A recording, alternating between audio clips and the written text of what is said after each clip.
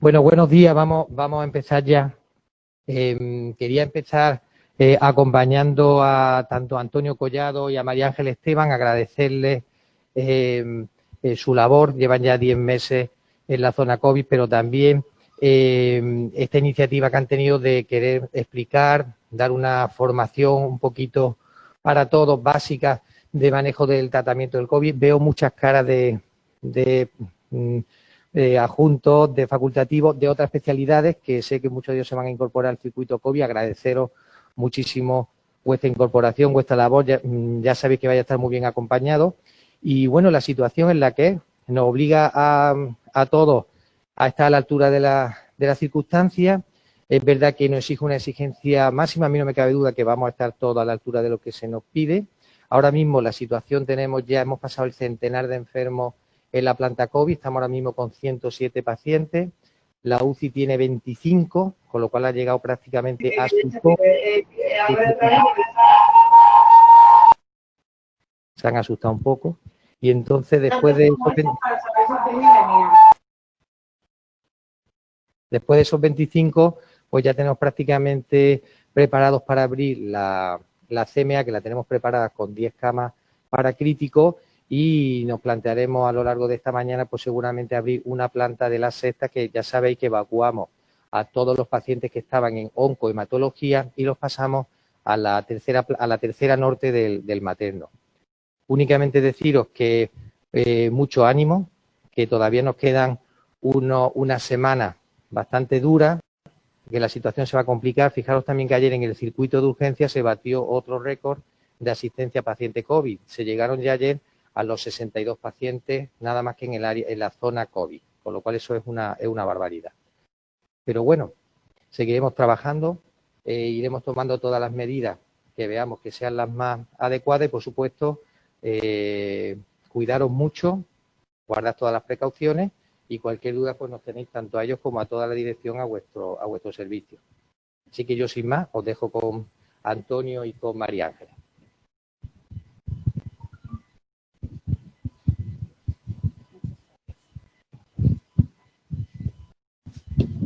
Sí. Bueno, buenos días a todos. La verdad es que me he encontrado a Sandra, que estaba saliente de guardia, y es desolador lo que nos está pasando todos los días, ¿vale? Hemos tenido, ¿cuántos han sido? 17 ingresos solo ayer. Entonces, esto, pues, ahora os enseñaré un poco la gráfica de nuestra situación actual, y la verdad es que es desoladora. Yo jamás pensé que íbamos a estar en esta situación después de los 10 meses que ya hemos pasado, pero aquí estamos, y es verdad que aunque hemos hecho, creo que 19 o 20 versiones del protocolo local, porque esto desde marzo ha cambiado una barbaridad y cambia todos los días, sí que es verdad que teníamos un poco una necesidad de escribir lo que hacemos todos los días, sobre todo porque cada vez se están incorporando gente, compañeros, a echarnos una mano de otras especialidades, y bueno, esto puede ayudar un poco, cada paciente es un mundo, ¿vale? Pero sí que tener las cosas por escrito para más o menos hacer todos lo mismo, pues creo que es positivo. Evidentemente esto cambiará 1000 veces en las próximas semanas conforme vayamos avanzando y conforme tengamos más evidencia científica, pero bueno, esto es el protocolo que hemos actualizado esta semana pasada, ¿vale? Y es lo que queríamos contar un poco el doctor Collado y yo, ¿vale? Bueno, esto nos toca a nosotros dar esta sesión, pero evidentemente aquí detrás hay todo un equipo que ya está trabajando muchísimo tiempo, y por supuesto servicios de interno. A ver, los que se conecten por Citris, porfi, que se silencien. No sé a quién le hablo, pero es que si no se os escucha aquí y tenemos que ir desconectando el sonido, que esto va a ser un lío, ¿no? Bueno, si escucháis Poltergeist es que son ellos, ¿vale? Aquí a la cabeza don Antonio, que está aquí escondido, pero es nuestra alma, nuestros pies, nuestras manos y nuestra tranquilidad todos los días, ¿vale? Y quiero agradecerle personalmente todo su apoyo durante todos estos meses, y por supuesto a Felipe, que lo tengo aquí también sentado, ¿vale? Porque bueno, es verdad que tener una coordinación en este sentido de todos los polluelos, que somos nosotros, pues se agradece también, ¿vale? Y yo aquí sí que he puesto que soy la coordinadora del Excel, y esto es un guiño a mis compañeros que me estarán escuchando por arriba, porque soy muy pesada. Esto es un cuadro de mandos que tenemos desde marzo, donde nos damos los relevos, todos los cambios, ¿vale? Y que nos ayuda a tener un poco más de control en lo incontrolable que hay en la planta. La sesión es muy sencilla, tiene un esquema muy sencillo. Primero una introducción, ¿vale? Con el contexto y la situación actual. Cómo diagnosticamos la COVID, cómo la tratamos ahora mismo y un poco de conclusiones, ¿vale? En cuanto a la introducción, no tengo que contaros los números. Los tenemos en las noticias todos los días, casi 100 millones de casos ya en el mundo. No es una gripe, ya nos hemos dado cuenta sobradamente. Esta es la tasa de letalidad que tiene, alrededor de un 15%, muchísimo más que cualquier virus previo. Y bueno, es verdad que con respecto al virus influenza de principios de siglo, pues bueno, los datos no son comparables, porque en aquel entonces pues se perderían muchos casos que no se contabilizaron, pero sí que, bueno, mucho mayor, ¿vale? Esto es la situación actual de Almería. En la primera oleada ni nos enteramos prácticamente aquí, pero ahora sí que nos estamos enterando bastante bien de todo lo que hay. Esta es la situación global de la provincia, con datos de casos diagnosticados en general, no hospitalizados. Y esto sí que es verdad que es una foto, y le doy las gracias al doctor Díez por pasarme la estadística de lo que ha pasado en nuestro hospital. Esta fue nuestra primera oleada de marzo, donde tuvimos unos 60 pacientes ingresados en total y tuvimos la suerte de que el acumulado fueron 10 éxitos, ni nos enteramos. Pero ahora sí que es verdad que nos estamos enterando bien. Esta es la foto actual. Esta fue nuestra oleada de ingresos particular del verano, que es verdad que no se correlacionó con las oleadas del resto de provincias andaluzas. Y aquí sí, como veis, pues ya tenemos más de 150 pacientes ingresados en total. El acumulado, y esto de aquí es desolador, 150 éxitos prácticamente en los 2 meses, ¿vale? Tenemos una mortalidad aproximada del 18%. Estos son números brutos, hice ahí un análisis rápido, ¿vale? Y bueno, y como veis, lo peor de todo esto es que no llega paulatinamente, sino que esta fue la primera oleada, esto fue el verano y aquí es la actual. Y a esto hay que sumarle además los 17 ingresos de ayer. Entonces esto, como comprenderéis, a veces inabarcable e inasumible, y la verdad es que nos está costando gran parte de la salud y de las arterias, sobre todo de la mental también, ¿vale? ¿Cómo explicaros un poco cómo nos hemos organizado en las plantas? Tenemos circuitos diferenciados tanto en urgencias como en la planta de hospitalización como en la UCI, que se han ido adaptando paulatinamente en función de la presión. En urgencias hay, bueno, en cuanto a la planta de hospitalización tenemos un área COVID que cada vez se está haciendo más extensa y un área de hospitalización convencional. Tenemos un ascensor exclusivo, que es el ascensor número 4 para los traslados, que ya tenemos una llave en el control de la quinta D, porque esto nos estaba ocasionando muchos problemas porque nos encontramos que teníamos que trasladar a un paciente a la UCI. Se puede conectar por Citri, en el ordenador si queréis. Y bueno, y ahora pues hemos mejorado un poco en eso y ahora mismo tenemos abiertas 4 áreas. Es verdad que desde urgencias nos llaman para decir un poco dónde ingresan por este motivo. En el área A tenemos telemetría, no tenemos cámara. En el área D tenemos cámara en todas las habitaciones y tenemos telemetría. En el área B tenemos ahora mismo cámara y creo que todavía no tenemos telemetría. Entonces, la monitorización la hacemos con un pulsiosímetro de estos portátiles, pero no lo vemos fuera. Entonces, los pacientes que están más graves y más inestables, intentamos ingresarlas en las áreas con telemetría. Y en el área C, pues, tenemos solo los pulsiosímetros, no tenemos ni cámara ni telemetría. Y desgraciadamente creo que hoy va a ser ineludible empezar a abrir las setas, ¿vale? Entonces, bueno, ahí ahora mismo tampoco dispondremos de cámara y de telemetría, entonces en esa área se tendrán que ir los pacientes que estén más estables. Pasando ya un poco al diagnóstico de la COVID, bueno, ante todo tenemos que hacer una evaluación global siempre del paciente, con una anamnesis y una exploración física, buscando un poco los síntomas y signos que sugieren COVID. Y es verdad que aquí es muy, muy importante analizar el contexto epidemiológico, ¿vale? Porque el diagnóstico, o sea, la sospecha diagnóstica viene por la confluencia de los dos factores, ¿vale? Lo único que ahora mismo el contexto epidemiológico es que está totalmente extendida el virus, entonces cualquier paciente puede tener un contexto epidemiológico compatible. Nos basamos un poco en los marcadores analíticos, los estudios de imagen, y el diagnóstico de certeza viene dado por los estudios microbiológicos. Los signos y síntomas son inespecíficos, ¿vale? Puede empezar como un catarro de vías altas, con fiebre, tos característicamente seca, sin expectoración. Bueno, y puede evolucionar también con síntomas gastrointestinales. La anomia y la geusia también pueden ser, ¿vale? Y los síntomas de alarma, sobre todo en la segunda fase, aquí hay sitios, en la segunda fase de la enfermedad, que es donde más complicaciones puede haber, pues disnea, fiebre persistente, y ya empiezan las citopenias y los datos de hiperinflamación.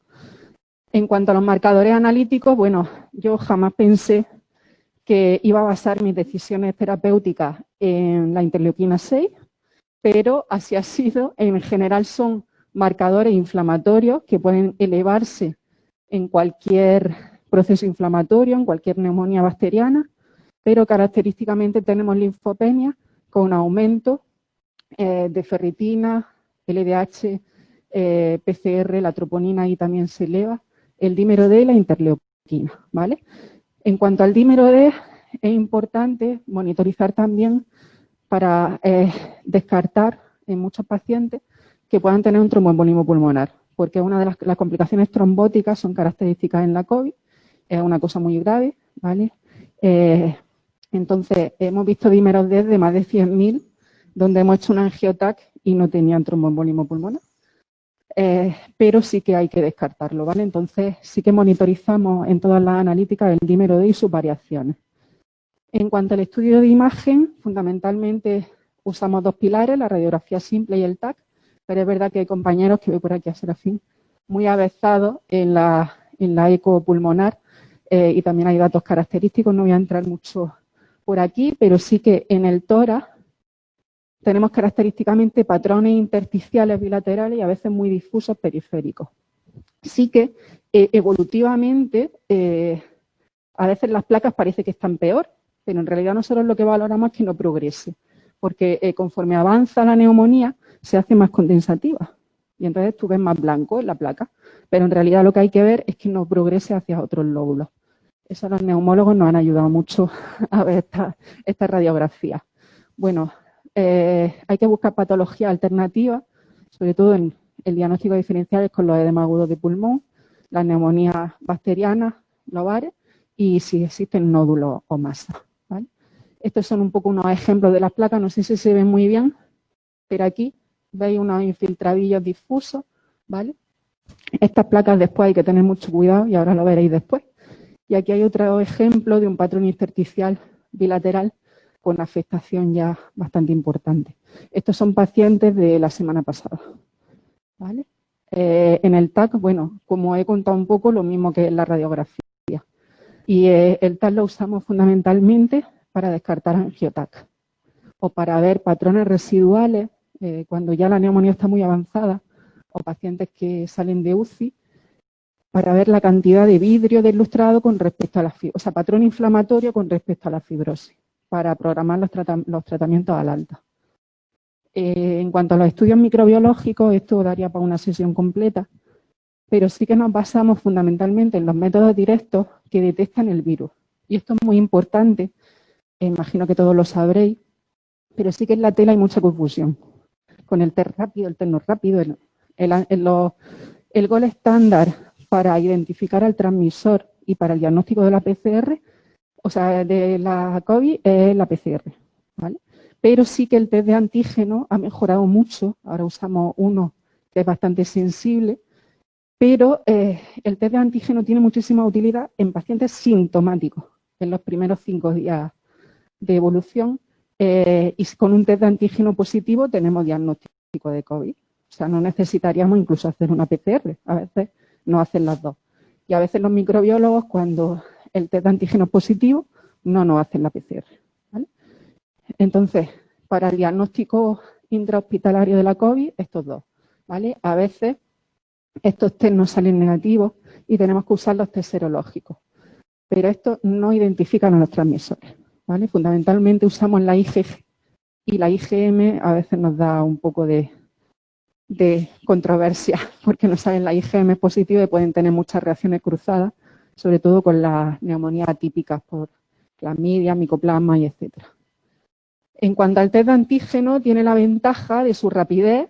Es verdad que es importante que el test de antígeno no se hace en el mismo escobillón que la PCR.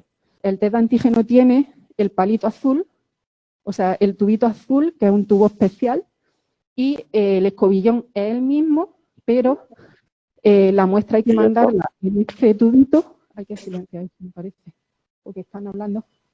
Hay que usar el palito, o sea, el del tubito azul, y hay que echarle el... un momentillo.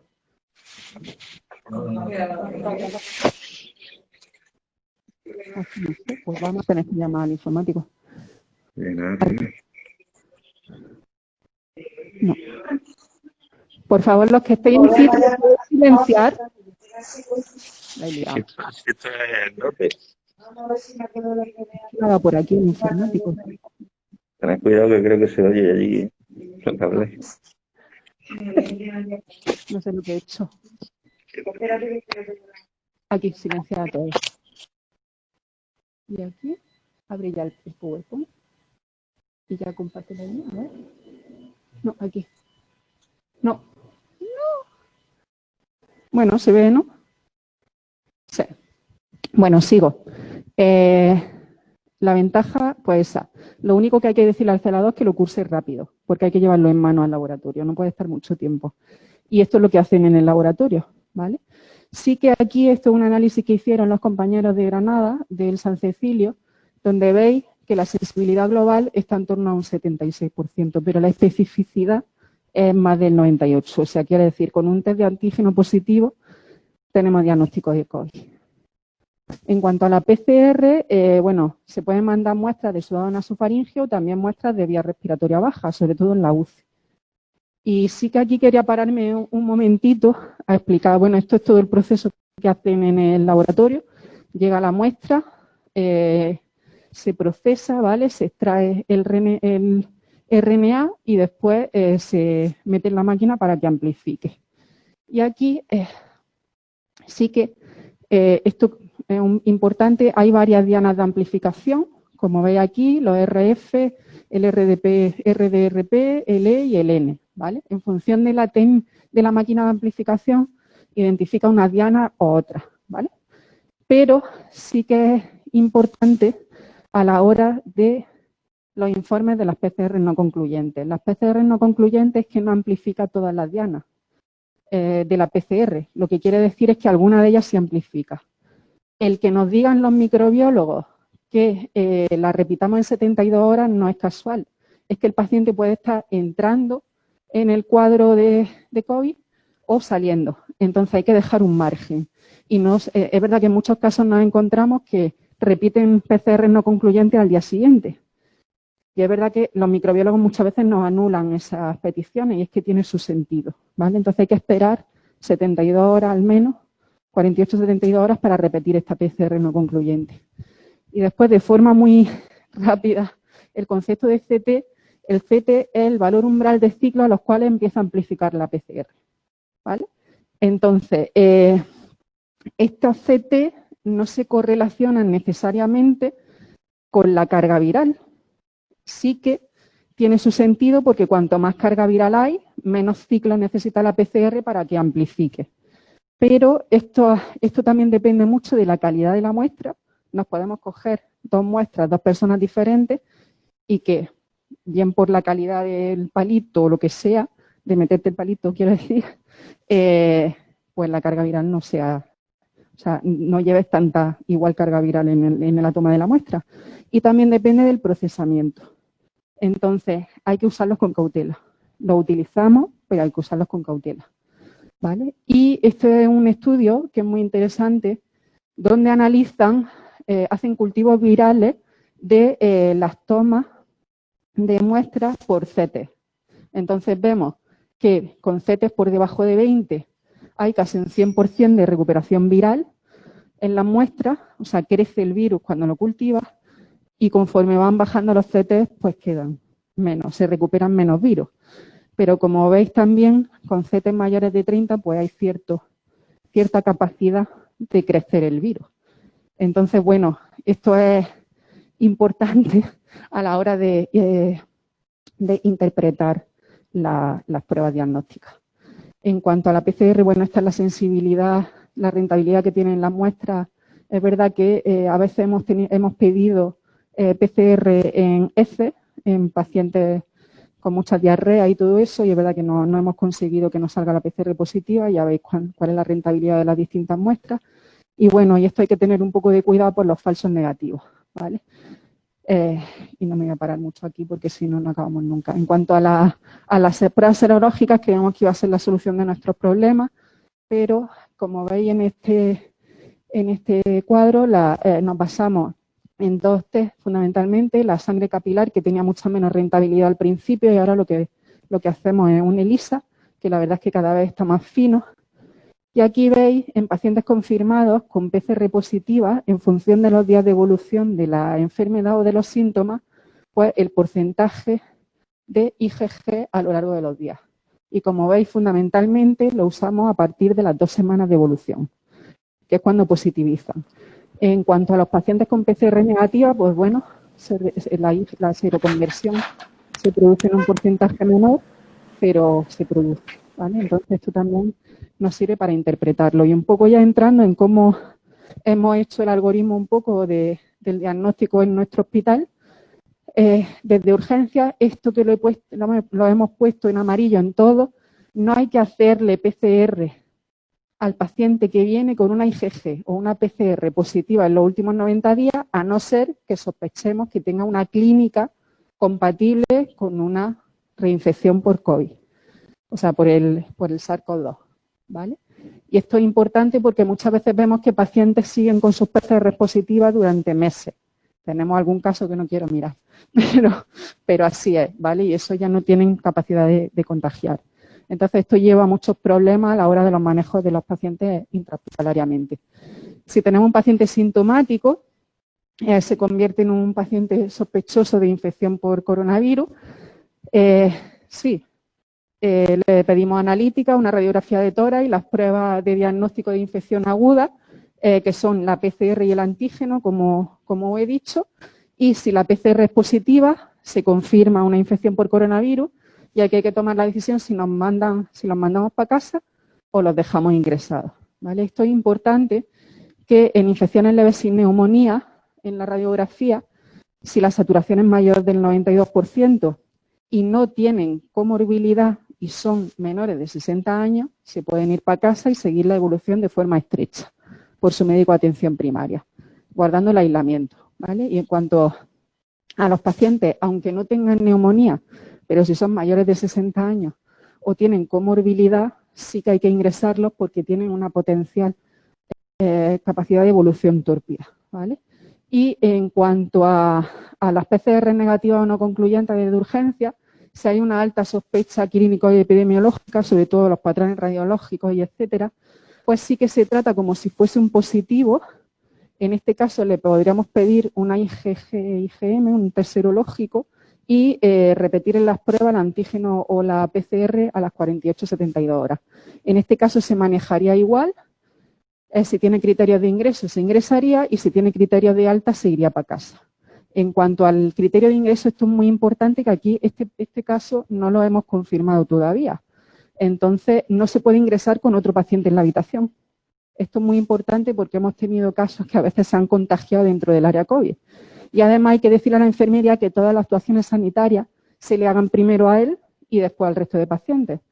Nosotros, como tenemos que ver a muchos pacientes, nos ponemos el EPI y vamos entrando de una habitación a otra, cambiándonos solo una parte del equipo de protección. No nos podemos llevar el coronavirus de un paciente a otro, ¿vale? Entonces, esto es importante. En cuanto a los pacientes asintomáticos, que se le hacen los cribados de control previo al ingreso, que de esto nos salen cada vez más, pues igual. Le pedimos una analítica y una radiografía de tórax y se ingresa monitorizado en la quinta, ya no sabemos dónde, en el área COVID, ¿vale? Sí que es importante la radiografía de tórax porque a veces no han manifestado clínica todavía, pero sí que tienen una neumonía, ¿vale? Entonces, aunque esté asintomático desde urgencias, debería de ingresar siempre, por cualquier motivo, con una radiografía de tórax hecha. En cuanto al área de hospitalización, igual, tenemos la posibilidad de que un paciente hospitalizado empiece síntomas por cualquier causa, empiece clínica respiratoria y entonces se maneja igual. Le pediremos analítica, radiografía y las pruebas del antígeno y la PCR. Si es positiva, se confirmaría y se trasladaría al área de coronavirus. Y en este caso es un poco diferente porque si es negativo o no concluyente y si es alta la sospecha clínico-epidemiológica, se trataría como un positivo, se quedaría puesto en la habitación, pero es verdad que ante la presión asistencial estos pacientes sí que antes nos los trasladábamos al área COVID, le repetíamos la PCR y después, si era negativa, lo volvíamos a sacar, pero ahora mismo esto es un poco inviable, entonces se quedan puestos en la habitación donde están. Se trata como un positivo, se repite, si es positivo ya se trasladaría y si es negativo, pues nada, se le levantaría el aislamiento. En cuanto a los pacientes asintomáticos sin síntomas de COVID, que por protocolo intrahospitalario se le hacen PCR de control del cribado de esticación a los 10 días, pues igual, si sale positiva se confirmaría y se trasladaría al área COVID, ¿vale? Y sí que es verdad que igual, aunque estén asintomáticos, deberían de tener una radiografía y una analítica basal. Estos pacientes pueden desarrollar síntomas. Y en cuanto a un poco el manejo, bueno, esto en cuanto a los traslados a la planta convencional sin aislamiento, hemos querido ser muy estrictos para intentar evitar el que pacientes potencialmente contagiosos contagien a otros pacientes, o sea, sacarlos del área de COVID para que sigan la evolución de sus patologías en el área en la planta normal. Bueno, al final esto es un poco basado en un protocolo del Ministerio que se ha publicado recientemente a final de diciembre, pero además un poco más exigente para quedarnos nosotros también un poco más tranquilos. A la PCR salen, si cumple alguno de estos tres, o PCR negativa, en realidad con una PCR de control con CT mayor de 30 podrían salir también, pero como he contado, hay mucha heterogeneidad. Entonces nosotros en nuestro protocolo hemos añadido además que tienen que tener IgG positiva y además más de 72 horas sin clínica compatible con COVID, ¿vale?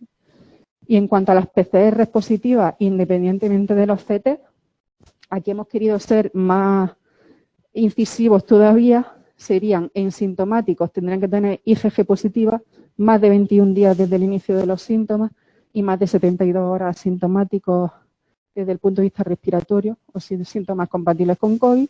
Y en los asintomáticos IgG positiva, también lo hemos cambiado recientemente PCR, o sea, más de 2 semanas desde la PCR positiva, ¿vale? En cuanto al alta a domicilio, si la situación clínica lo permite, bueno, tienen que seguir aislamiento domiciliario al menos 14 días desde el inicio de los síntomas o en caso de enfermedad grave e inmunodepresión, 21. Y a los centros sociosanitarios, en principio, de forma general, aunque hay algunas excepciones, cuando pacientes en residencias están medicalizadas se tienen que ir con IgG, o sea, con PCR negativa. Y bueno, y ya la parte final de cómo tratamos la COVID. Es verdad que esto es viejas soluciones para nuevos retos. Hemos probado prácticamente de todo en la COVID.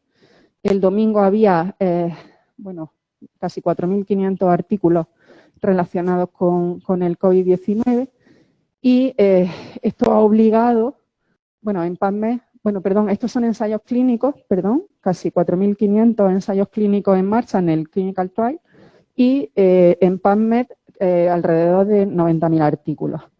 Esto ha obligado a cambiar nuestros protocolos locales 1 millón de veces y lo seguiremos haciendo, porque nuestro deber como médicos es intentar adaptarlo a la evidencia científica. En cuanto a cómo tratábamos la COVID en marzo, a cómo tratamos la COVID ahora, pues es bastante diferente. Aquí se ha caído el opinavirrito, se ha caído la citromicina, las cloroquinas también. Fundamentalmente queda el oxígeno de lo que tratábamos. Y es verdad que el Remdesivir, ahora os contará un poco Antonio, de cómo ha ido evolucionando, nosotros lo seguimos manteniendo en nuestro tratamiento. Aquí tenéis un poco, como esta presentación se os va a pasar, ¿vale? Aquí tenéis un poco la evidencia científica de todos estos tratamientos que usábamos antes y que ya no usamos y el por qué, ¿vale? Y esta es una diapositiva que a mí me encanta, este es artículo de marzo, por ahí, y explica un poco qué pasa en la evolución de la enfermedad. En la primera parte es un estadio precoz, donde predispone la fase viral de la enfermedad y hay personas que superan esta fase y ya está, y se acaba la enfermedad, pero hay personas que entran en una fase inflamatoria que suele ser a partir del 7º día, donde vienen realmente las complicaciones, las neumonías, y aquí es normalmente donde nos ingresan. Bueno, ahora sí, como me quiero quedar sin tenemos un portero que hay por ahí. Y en cuanto al algoritmo de tratamiento, es muy importante identificar a los pacientes que están muy malitos, ¿vale? Hacer el pulsofa, como en cualquier proceso infeccioso, mirar la hiposemia, hacerle un PUT, para ver si es candidato a UCI de forma inicial, sobre todo en urgencia, ¿vale? Porque aquí está Isabel, es muy importante que los pacientes que están en esta situación se pongan en sus manos lo antes posible. Y lo que queremos evitar un poco es esto, con el tratamiento. Esta es la placa que os he enseñado antes, esta es del 13 de enero, y esta es del 16 de enero. Como veis, estas neumonías progresan de forma rapidísima, muchas veces a pesar de todo lo que hacemos nosotros. Esta es un poco también la evolución en 48 horas de esta enfermedad. Estos son pacientes nuestros de la planta, ¿vale? Esta la rescataron los pacientes de UCI, la paciente anterior falleció. Y en cuanto a cómo tratamos la COVID, los criterios de comorbilidad están aquí, fundamentalmente neumopatía, insuficiencias cardíacas, la obesidad muy importante, la diabetes mal controlada, procesos neoplásicos, enfermedades crónicas e inmunodepresión en general. Estos son los datos de comorbilidad que tenemos que descartar para mandar al paciente a casa o ingresarlo. Aquí, en esta fase, no está indicada ni la citromicina, ni los corticoides, ni los antivirales, tratamiento sintomático y para casa, ¿vale? Y en cuanto a la segunda fase, sí que cuando los ingresamos por neumonía, insuficiencia respiratoria o comorbilidad, los 3 pilares del tratamiento son el oxígeno, en las 3 modalidades, en planta, gafas nasales, reservorio, y la UNAF la usamos en planta en situaciones donde los pacientes no sean rescatables con ventilación mecánica, o sea, pacientes no UCI. Y la profilaxis trombótica, y esto es muy importante, el tratamiento antibiótico solo si datos de sobreinfección bacteriana. No hay que tratar un proceso viral con un antibiótico, ¿vale? Esto es muy proa, pero es, ¿vale? Y en cuanto a las 2 fases de la enfermedad, aquí dejo al doctor Collado en la fase inicial de los primeros 7 días, que es la fase viral. Hola, muy buenos días. Muchas gracias a todos por vuestra atención y sobre todo gracias a María Ángeles por el trabajo que ha hecho para poder plasmar el protocolo que tenemos en esta sesión de hoy. Yo os voy a contar en muy pocos minutos cómo tenemos protocolizado el tratamiento en la primera fase que viene explicado por María Ángeles, en la fase que llamamos viral, ¿no? Es la más fácil, por eso me la ha dejado a mí, porque realmente nosotros atendemos excepcionalmente a estos pacientes y la mayoría de ellos, muchos de ellos están sin diagnosticar en estos primeros 7 días, tienen síntomas muy inespecíficos, tos seca, fiebre, malestar general, y generalmente no es hasta que pasan esta primera semana, hasta cuando vienen al hospital y se establece el diagnóstico e ingresan. Es decir, nosotros habitualmente atendemos a pacientes que llevan más de 7, 8, 9 días de evolución, con lo cual en esta fase realmente la tenemos con muy poca frecuencia. Y las opciones terapéuticas que tenemos en esta primera fase vienen respaldadas fundamentalmente por esos 2 artículos que fueron publicados en New England, ¿vale? El único fármaco que tenemos actualmente comercializado con actividad antiviral es el Remdesivir, lo sabéis todos, es realmente un profármaco, un análogo nucleósido que actúa interfiriendo, bloqueando la actividad de la RNA polimerasa RNA dependiente de algunos virus RNA, fundamentalmente de las familias de los filovirus y de coronavirus, y lo que hace es que se incorpora, una vez que se ha sido fosforilado en el interior de la célula, a la cadena replicativa, la cadena que está siendo sintetizada de RNA, e interrumpe la actividad de la RNA polimerasa, ¿vale? Es un fármaco que solo podemos administrar por vía intravenosa, aparece en una presentación como polvo liofilizado que hay que reconstruir y solo se puede administrar por vía intravenosa pues porque tiene en su administración oral tiene un metabolismo de primer paso casi completo, ¿vale? Está investigándose una formulación inhalada que de momento pues todavía no tenemos disponible, ¿no? El fármaco, como digo, se administra en una única dosis diaria, en infusión continua entre 30 y 120 minutos. El primer día una dosis de carga de 200 miligramos y los días sucesivos hasta un máximo de 100 miligramos una vez al día, como digo, por vía intravenosa. Y bueno, pues se elimina fundamentalmente por vía renal y en menor medida por vía biliar. El ensayo que ha dado pie a su utilización en los pacientes en esta primera fase de la infección por coronavirus es el que hemos comentado antes, el ACTT1, que es el acrónimo del Adaptative COVID-19 Treatment Trial. Realmente un ensayo que se desarrolla en 2 etapas. El Remdesivir se analiza en esta primera etapa, son pacientes que son aleatorizados, como veis, en una proporción 1:1 a recibir placebo o Remdesivir, según la forma que he comentado, y el objetivo primario del estudio era ver el tiempo que tardaban los pacientes en recuperarse. Y se definía la recuperación como el momento en el que el paciente podía ser dado de alta, o que aunque teniendo criterios de alta, si no podía ser dado de alta por motivo epidemiológico, porque tuviese una PCR positiva y no pudiese hacer aislamiento en casa, ¿vale? Y como criterio o como objetivo secundario, fundamentalmente la necesidad de progresar el aporte de oxígeno y la proporción de pacientes que mejoran en los primeros 15 días de hospitalización. Y como veis, pues los criterios de inclusión son adultos infectados con infección confirmada, enfermos, es decir, como discutiremos, son pacientes que podían estar en cualquier momento de la enfermedad, no necesariamente los primeros 7 días, y con al menos uno de los siguientes criterios: una radiología patológica, auscultación patológica con una saturación respirando aire ambiente menor o igual de 94, pacientes que requieren de oxígeno o de ventilación mecánica. Bueno, los resultados que encuentran son estos, ¿no? Que bueno, en principio nos puede llamar un poco la atención cómo se le ha dado tanto peso al uso del fármaco y realmente los resultados no son para tirar cohetes, ¿no?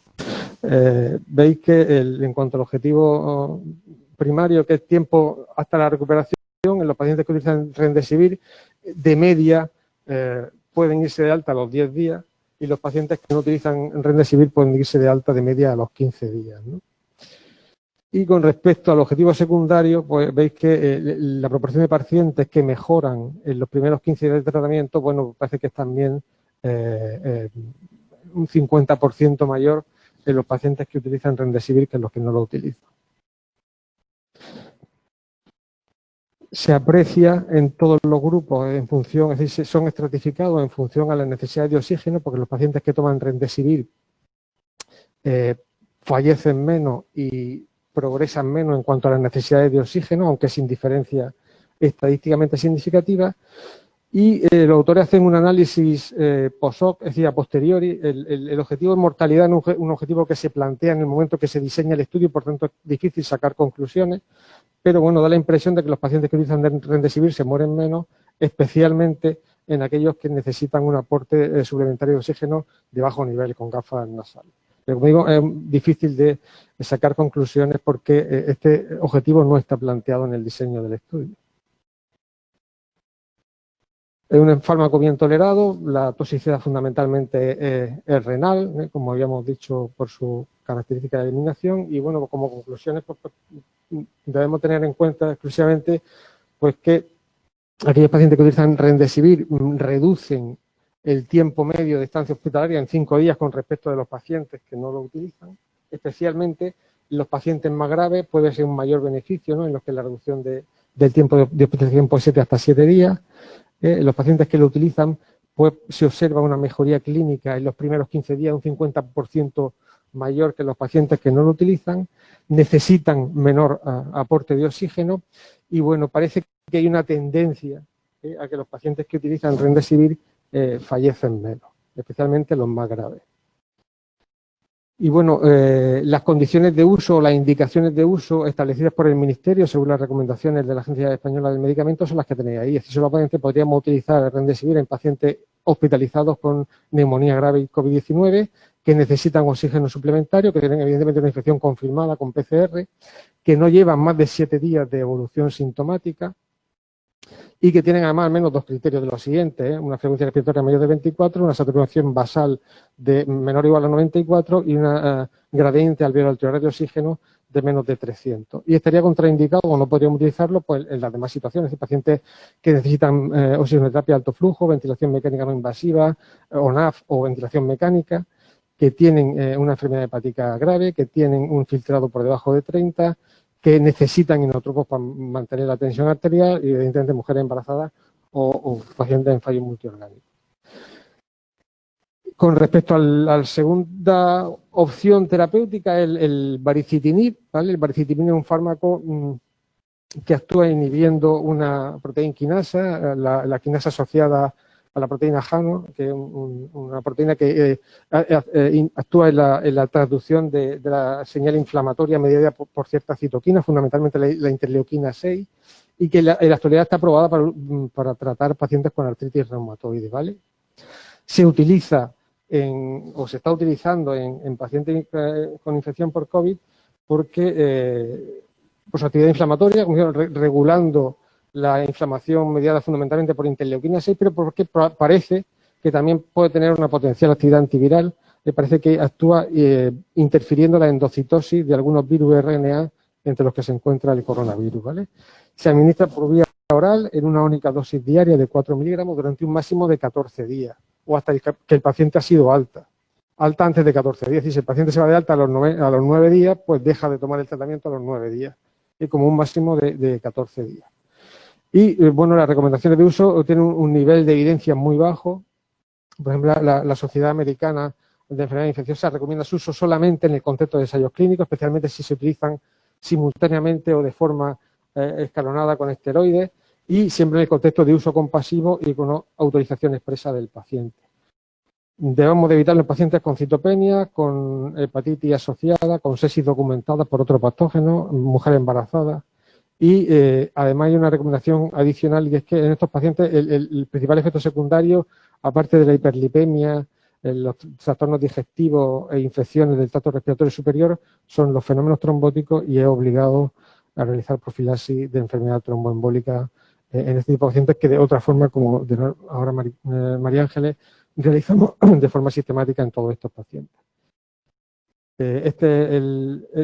El estudio que respalda su uso es la etapa 2 del ACTT que hemos visto antes. El diseño y el objetivo son los mismos.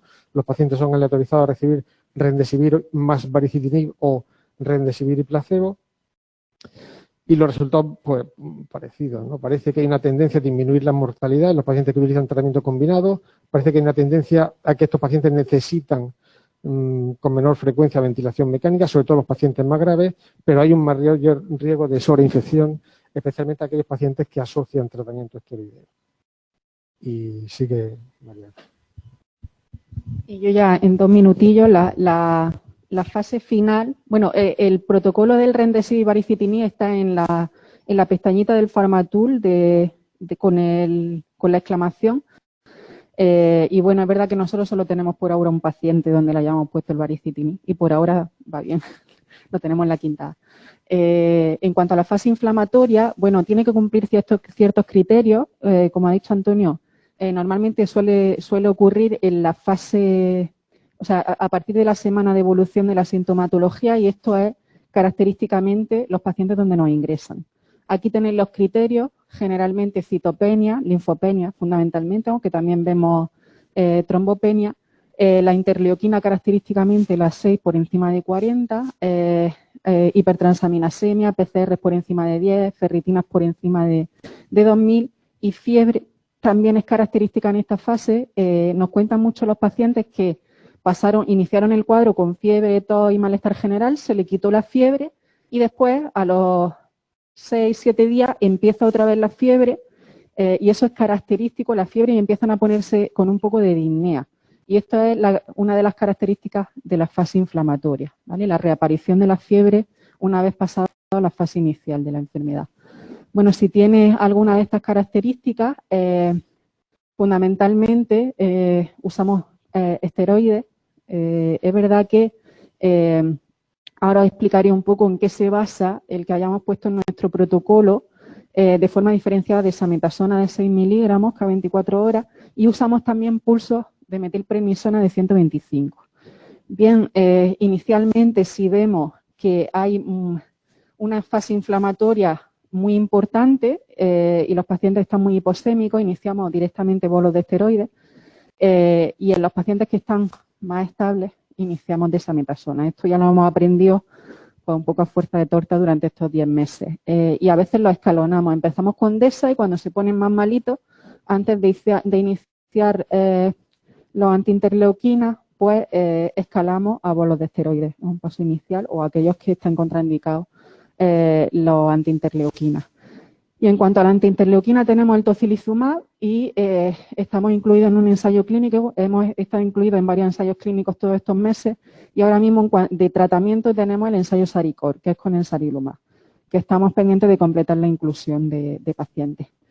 Esto se basa un poco en la diapo que os he contado antes, en la fase fundamentalmente inflamatoria, que es la fase tardía de la enfermedad, y lo que queremos evitar precisamente es que lleguen a este estado de distrés, donde aquí ya prácticamente no hace ningún tratamiento, nada, y aquí son nuestros compañeros los intensivistas los que hacen todo el esfuerzo por rescatar a estos pacientes tan complejos.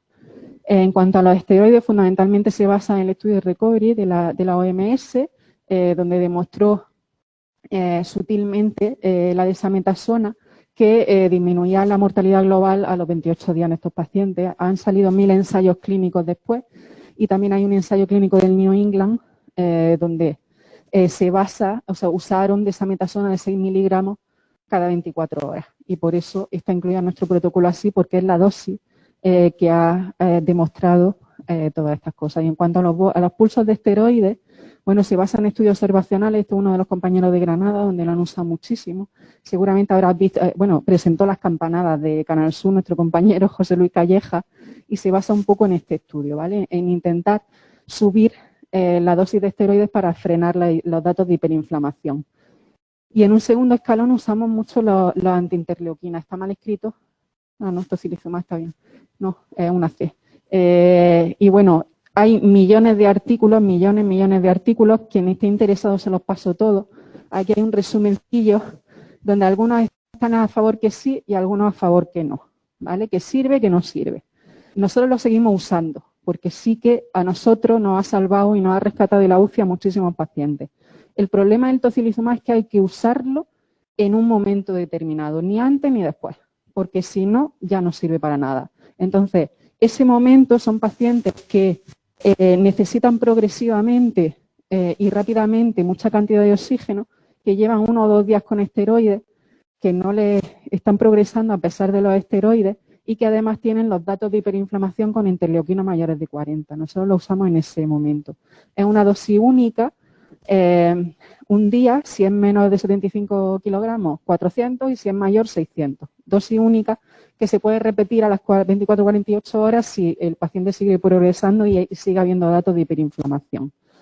¿Vale? Entonces, esto es un poco las indicaciones, ¿vale? Y las contraindicaciones, sobre todo, es verdad que la COVID produce hipertransaminasemia, entonces si está por 5 no podemos usar el tocilizumab y además está contraindicado en estos casos. Y en cuanto a sarilumab, es verdad que han cambiado algunos criterios, nos han quitado, antes era menor de 75 años y ahora lo han quitado.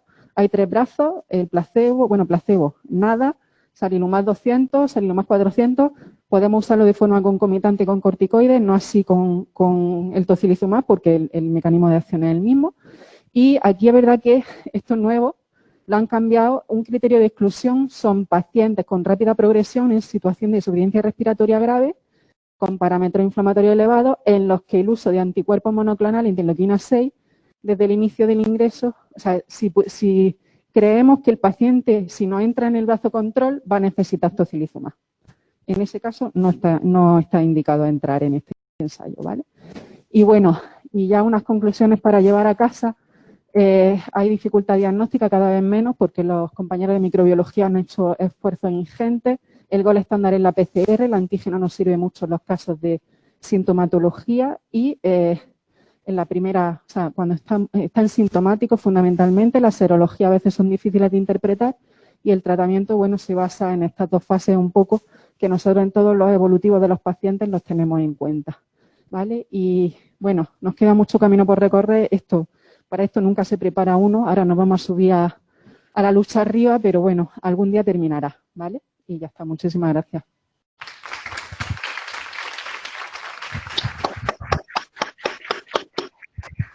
Bueno, si tenéis algún tipo de duda que nosotros podamos o intentemos solucionar, pues en el momento.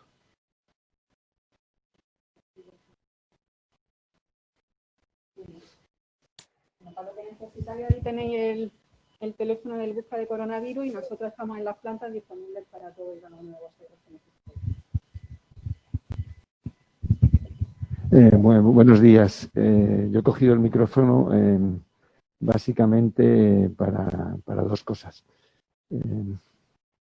Bueno, me parece que fue a finales del 19, ¿no? Empezamos a oír hablar de un virus que venía de un lugar de la China cuyo nombre no quiero acordarme. Y ese virus después se fue por todo el mundo. A nosotros nos llegó, me parece que allí a mediados de marzo, 17 de marzo, me parece que ingresó el primer paciente en la UCI. Y desde entonces la situación es la que todos conocemos y sobre todo también habéis contado esta mañana, ¿no? Yo quiero agradeceros en primer lugar a vosotros dos por haber hecho el esfuerzo de presentar la sesión y a ti, María Ángeles, por el esfuerzo de coordinar la última actualización de manejo de esta infección. Pero además de estas gracias especialmente dirigidas, sí quería un poco agradecer a la implicación que está teniendo todo el personal del hospital en enfrentarnos a esta situación absolutamente extraordinaria que no habíamos vivido nunca, ¿no? Yo creo que es espectacular la implicación de todos los profesionales, que estamos olvidando a veces nuestras rencillas del día a día y estamos colaborando para intentar, cada uno desde nuestro puesto, intentar sacar esto adelante. Quizá la mejor imagen de colaboración es la formación de los equipos multidisciplinares, en la cuales profesionales de distintas especialidades, en principio incluso alejadas de la atención al COVID, están trabajando codo a codo para intentar atender a los pacientes, pero también cada uno, yo creo, desde su puesto de trabajo en el hospital, está haciendo lo que puede para que esta situación termine. Estamos inmersos en lo peor de la pandemia en nuestro centro. Yo creo que nos quedan semanas bastante complicadas y, por tanto, además de daros las gracias, yo creo que tenemos que pedirnos todos, tenemos que pedirnos un último esfuerzo. Nos quedan semanas difíciles, pero a veces se hace duro porque detrás de uno viene otro y no siempre conseguimos los éxitos que quisiéramos, pero tenemos que seguir adelante, tenemos que implicarnos las próximas semanas todo lo que podamos y con la seguridad de que vamos a ganar y que dentro de unas semanas todo volverá a ser quizá no igual que antes, pero sí parecido, y que habremos vencido al virus y a esta dichosa enfermedad. ¿Vale?